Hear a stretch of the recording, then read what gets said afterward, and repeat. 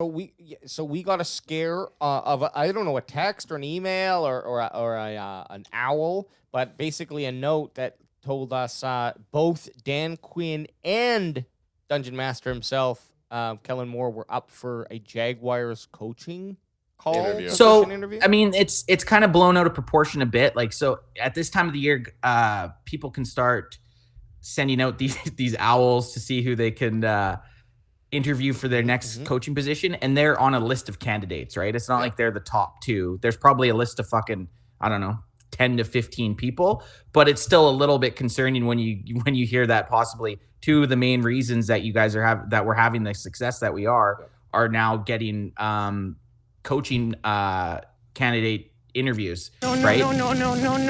Right. That's what I thought. I was dropping a deuce and I read it and I was like, oh, pretty much that.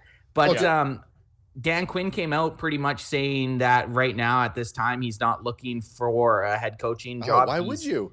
He's going to win he's going to get a suit. He can get a Super Bowl rings as a DQ. For sure, and he's already done that, right? As DC. He's already got him as a defensive coordinator, and he's obviously has a gift as a defensive coordinator when all he has to do is look after, and I make it sound so easy, but when he's just responsible for the defense and maybe he doesn't have to look after a team as a whole, and who knows, maybe at this time he's more comfortable with that, and it's showing on the field. I think this is what I think, because for both coaches, who knows, we've seen even this year with some college coaches where they've said, I'm not going to this team. I can't remember the guy's name, but this has actually happened. I'm not going to go to this team. And then like literally within a week, he flipped and left the college team and went and coached for another team. Like, so whatever coaches say, take it with a grain of salt, because a lot of it's political, right? Yep. But hey, don't you ever question Dan Quinn's morality. No, There's no way DQ would do that to us. No, and I feel this is different because these guys are on the verge of something very special. It's just been starting to been put together.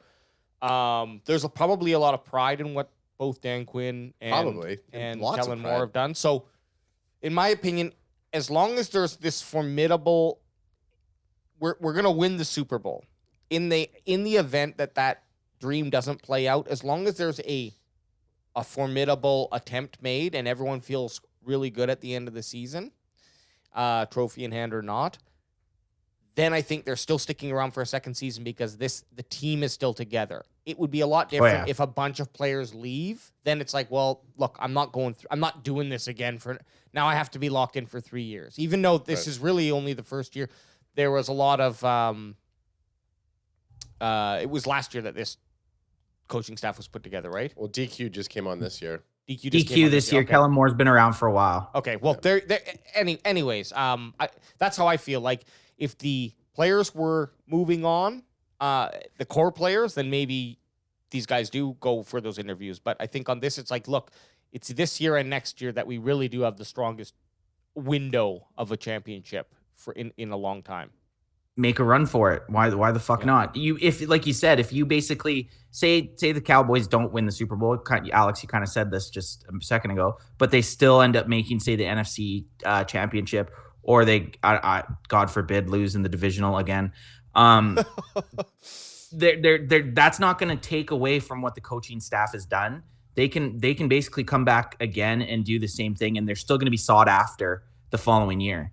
You know what I mean? Like, it's not going to be like Dan Quinn and Kellen Moore aren't candidates for other coaching or head coaching jobs next year or after next year, right? It's they have this team equipped to basically carry them, right? Like, these guys in their system are going to be able to carry the coaches. They're not, and it's not going away next year. It's probably better for Kellen Moore to, get a couple of like large wins, like Super Bowls or divisionals, like get his resume padded before you take a head coaching job. And hopefully he understands, like, eventually if he wants it, he'll be a head coach somewhere. Yeah.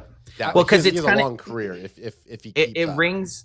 Yeah, it rings like Josh McDaniels. Josh McDaniels was the coordinator, still is the coordinator for New England, but he was the coordinator for Brady back in the early 2010s.